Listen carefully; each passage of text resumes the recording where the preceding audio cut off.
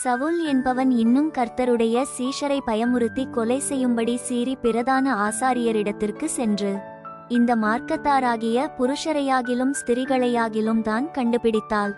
அவர்களை கட்டி எருசலேமுக்கு கொண்டு வரும்படி தமஸ்குவிலுள்ள ஜெபாலயங்களுக்கு நிருபங்களை கேட்டு வாங்கினான். அவன் பிரயாணப்பட்டு தமஸ்குவுக்குச் சமீபித்தபோது சடிதியிலே வானத்திலிருந்து ஒரு ஒளி அவனைச் சுற்றி பிரகாசித்தது. அவன் தரையிலே விழுந்தான்.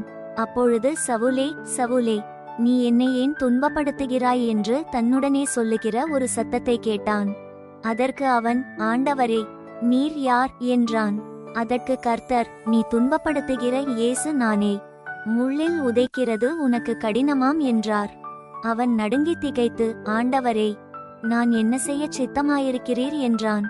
அதற்கு கர்த்தர், நீ எழுந்து பட்டணத்துக்குள்ளே செல், நீ செய்ய வேண்டியது அங்கே உனக்கு சொல்லப்படும் என்றார்.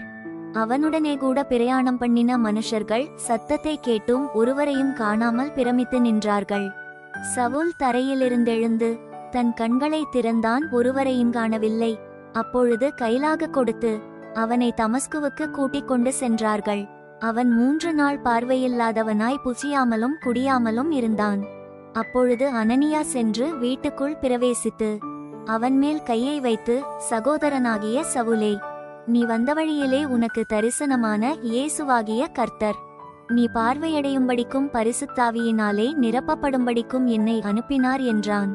உடனே அவன் கண்களிலிருந்து மீன் செதில்கள் மாதிரியானவைகள் விழுந்தது. அவன் பார்வையடைந்து எழுந்திருந்து ஞானஸ்நானம் பெற்றான்.